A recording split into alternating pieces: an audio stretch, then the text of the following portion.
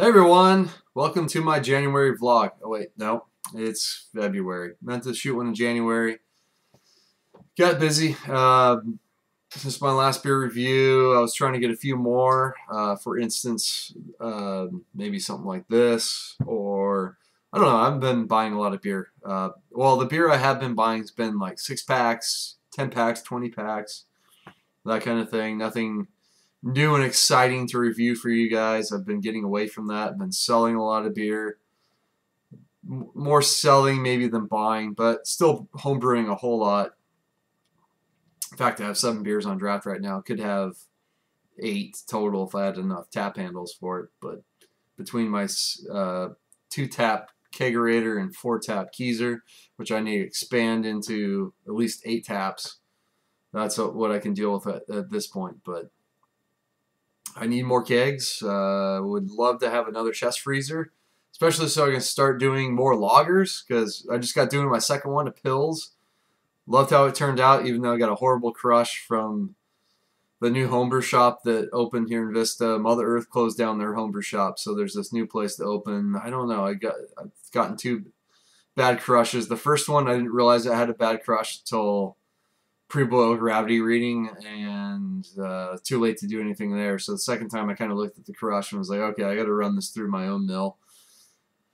The reason why I haven't been crushing it through my own mill is because my battery powered drill is just not powerful enough to do a full batch through. So I finally went out, bought a corded drill, runs the mill fine, get expected efficiency out of the beers I've used my own mill so far. So that's something I'm going to be doing a lot more in my future, is getting just grain unmilled, and I'll just do it myself now because it's easy.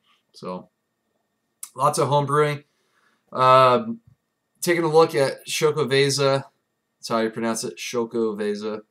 My friend Chris Banker's beer is now Stone's holiday beer, and it's going to be done yearly. Everyone loved it so much. It's really the best beer from all the Pro-Am beers that have ever been done at Stone. This one turned out by far and away the best. Everyone loved it, demanded it return. Stone went ahead and rebrewed it, and I've had this bottle sent to me from Stone, so thanks to them. I've had it for, I don't know, 2 months now. Kept it in my fridge, still drinking really good. I mean, you keep it cool, you can still get all the flavors. The cinnamon, the nutmeg, the peppers, the coffee, the vanilla, it's all there still. So it will be back in November of this year again, till I don't know, whenever they decide to stop doing it.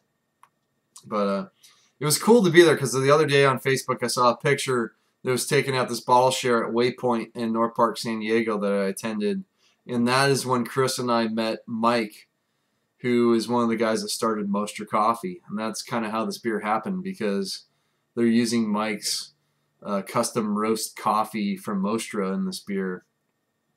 And the reason why that happened was because of that ball share that Chris and I went to. And I never forget Chris and I talking to Mike for the first time, meeting him. He's like, hey, I got this project going with AleSmith. And that turned out to be his own roasted Kopi Luwak coffee for a bottle release, which was cool. And then Mike's been doing a whole bunch of coffee for a bunch of breweries all around town, and even some breweries outside of California at this point.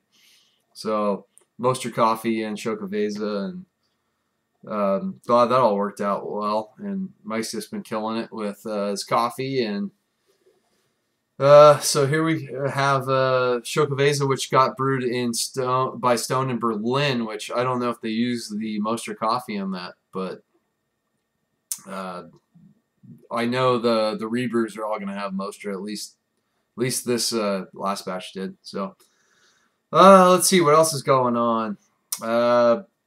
Been brewing a lot, kind of gearing up for America's Finest City Homebrew Competition. AFC is one of the big competitions in San Diego that's put on by Quaff. I got 3 silvers last year, which was awesome.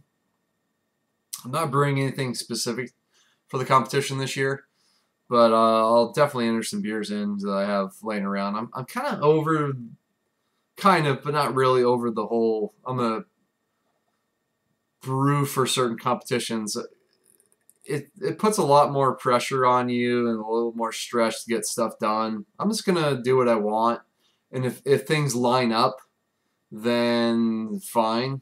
But maybe for NHC, I'll maybe push out a few beers that I want to brew for that competition. But other than that, don't really care anymore. But just been getting lazy on competitions and just kind of doing what I want. I think that's a little more fun, and just have a variety of beer on draft, because right now I have a stout, a wee heavy, a Belgian quad, my chocolate IPA, which I rebrewed, a couple different stout variations, and just trying to keep a lot of different stuff on draft. What else is going on?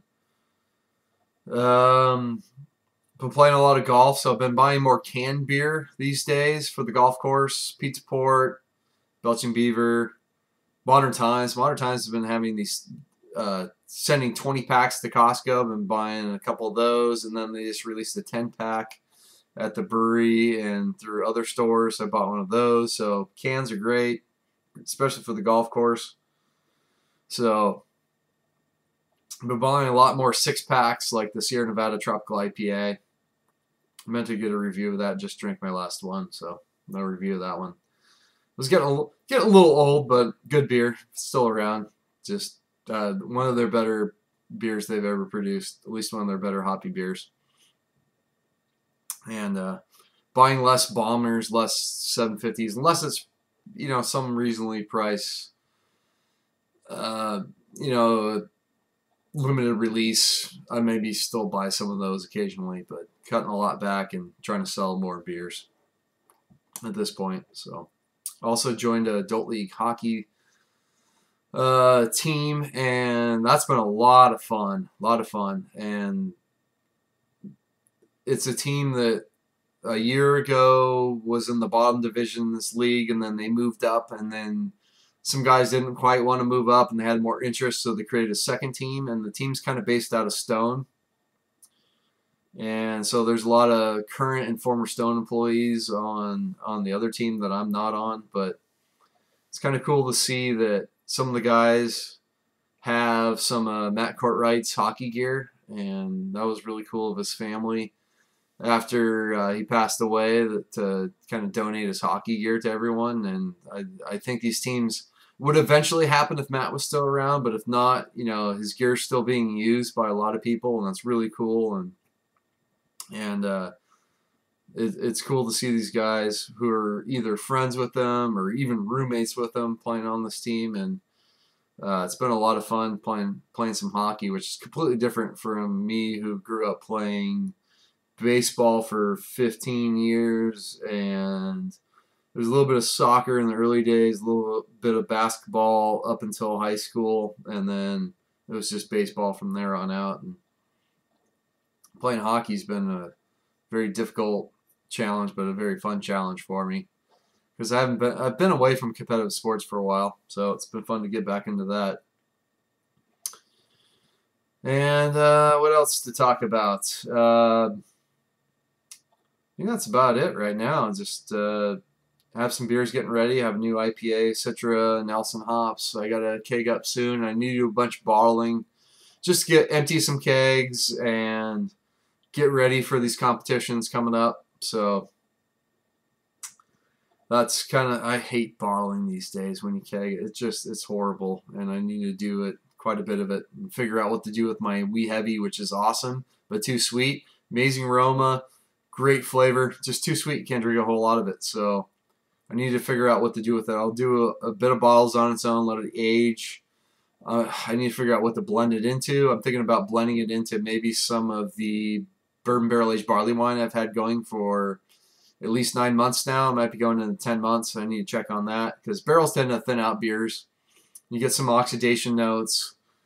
So I think wee heavy would kind of boost up that beer, give it a little bit more sweetness, give it a little more liveliness and depth, and then you get that nice age component. So I think that could be a really cool blend, because the two beers aren't too far off from wee heavy English barley wine. So I think that might have to happen there. But getting pretty involved with Society of Barley Engineers Homebrew Club, so we're looking at expanding our sour beer program. We did 3 55-gallon drums last year, and we're looking to expand out, get a wine barrel, maybe get a fourth 55-gallon drum, and see what we can do in the future. And then we have a big brew day with local Vista Brewery Booze Brothers. We're going to do their Penny Blonde Ale as a group. We're just going to take wort from them, finished wort, cooled wort, and then we're going to do our own thing and then come back 3 months later. And everyone's going to get to tap what they have done to this wort. So anything's on the table. You can use whatever yeast you want, whatever adjuncts, steep grain into that wort. I mean, whatever you want to do, you can add to it. So it's going to be a lot of fun. I'm really looking forward to that. And coming up in late April, early May is the SoCal Homebrewers Festival. And I'll be there with Society du Lambic, which is the sour offshoot club that I helped start up, which had the longest line at NHC by far. That was a lot of fun. So we'll be having another 13 wild ales on draft at the SoCal Homebrew Festival, which is in Vail Lake and Temecula, just north of San Diego County. That's going to be a lot of fun. They had it last year, but it was a conflict with another camp out that I already committed to, so I missed out. So I'm looking forward to finally getting to one of those. So, all right, it's going to wrap it up. Until next time, cheers.